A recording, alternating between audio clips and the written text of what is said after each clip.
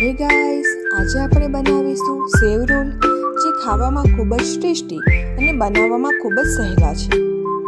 સેવ રોલમાં વપરાતી વસ્તુને આપણે નોટ ડાઉન કરી લઈશું.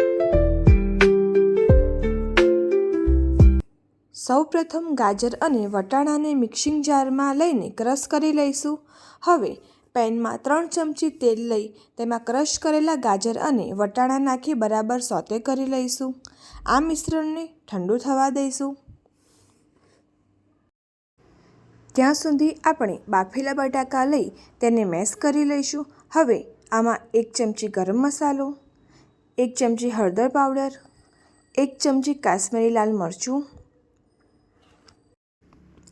2 ચમચી આમચૂર પાવડર, 2 ચમચી દળેલી ખાંડ, વાટેલા આદુ મરચાં, ઝીણા સમારેલા ફ્રેશ ધાણા અને ગાજર વટાણાનું મિશ્રણ નાખી બધું બરાબર મિક્સ કરી લઈશું.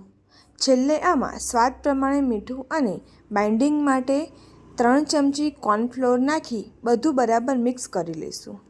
અહીંયા તમને જરૂર લાગે તો તમે 1 ચમચી જેટલો વધુ કોર્નફ્લોર એડ કરી શકો છો.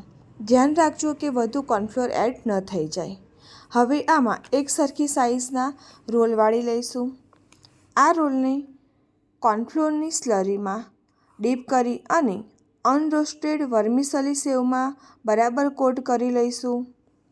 આ રોલને તમે ફ્રીજમાં રાખીને 1-2 કલાક પછી પણ ડીપ ફ્રાય કરી શકો છો. હવે આપણે પેનમાં તળવા માટે તેલ ગરમ કરી તેમાં તૈયાર કરેલા સેવ રોલને ડીપ ફ્રાય કરી લઈશું. આને ગોલ્ડન બ્રાઉન કલરના થાય ત્યાં સુધી તળી લઈ ટામેટા કેચઅપ સાથે ગરમા ગરમ સર્વ કરીશું. તો તૈયાર છે સેવ રોલ, જે ખાવામાં ખૂબ જ મજેદાર લાગે છે.